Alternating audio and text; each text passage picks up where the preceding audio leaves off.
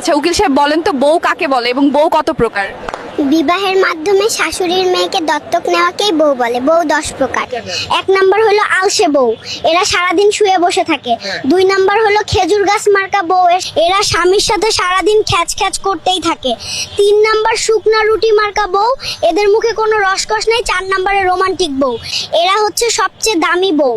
5 number মা পেয়ারি বউ, এদের কাছে কোনো ন্যায় অন্যায় নাই, মা যেটা বলবে ওইটাই ঠিক।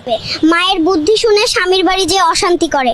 6 নাম্বার সিরিয়াস বউ, এদের সাথে কোনো হাসি ঠাট্টা করা যায় না। 7 নাম্বারে অপুক্ত বা ইম্যাচিওর বউ, দুনিয়ার সব বউই প্রায় এমন। নাম্বার 8 আল্লাদি বউ, এরা সব সময় মান অভিমান নিয়ে বসে থাকে।